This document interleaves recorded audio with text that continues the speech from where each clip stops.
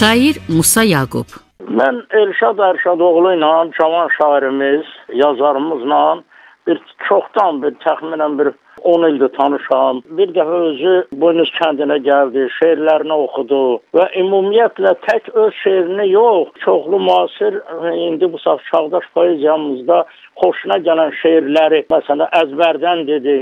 Mən hiss elədim ki, o ədəbiyyatın, demək, çağdaş ədəbiyyatımızla, çağdaş şeirimizlə çox yaxındır, doğmadır. Ona görə ki, özü elə filologiya fakültəsində oxuyurdu, axırıncı kurslarda, universitetin və hələ özü gizlədirdi, yazmağını demirdi. Deyirdim, yox, sən mütləq yazırsan ki, dedim, yox, hələ ilə öyrənirəm falan. Sonra bir neçə şeirlərini oxudu mənə. Doğrusu axıcılığı, gözəlliyi, ondan sonra belə əhatəliyi ilə məni cəlb elədi bu şeirlər, çox xoşuma gəldi və haqqında da onu uğurlu yol yazdım. Layiq idi ki, çox gözəl şeirlər idi.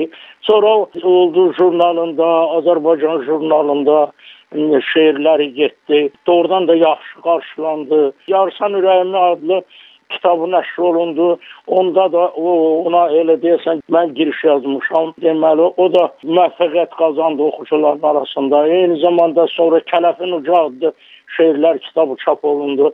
Nəsə çıxdı. Klassik ədəbiyyatımızın, yəni şeirimizin ənənəyə bağlı, amma təzə ənənəyə, təzə inkişafa, təzə rövnəqə bağlı poeziyadır bütün şeirlərindəki o doğmalıq, o gözəllik və bu elə əslində bir Elşadın şeirlərini oxusan, indi bu saat bilərsən ki, məsələn, bizim gənclərimiz nə ilə nəfəs alır. Hoqqabazlıqdan uzaqdır, belə yalançı intellektual şeirlərdən uzaqdır, yəni yalançı o mənada ki, başa düşülməyən, hoqqabazlıq edilən, necə yazım ki, başa düşülməsin, desinlər ki, gör bu necə savadlıdır. Əslində mən demişəm ki, şeir elə deyil.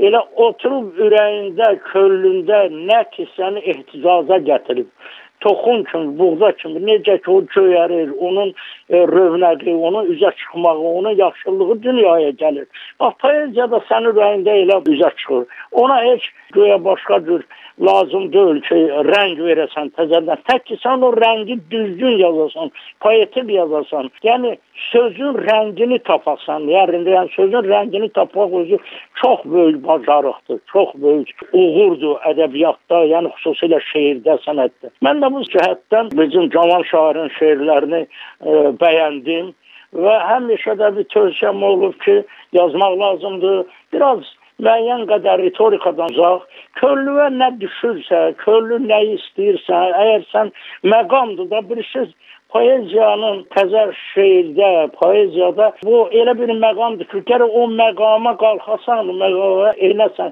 qalxasan, düşəsən, baxasan, onun içində qaynayasan ki, sonra biləsən ki, bu poetik məna hardan çıxır. Bəziləri lap belə zəif şeirini də deyə bilmir ki, bu zəifdir, bu heç əsr şeirdir.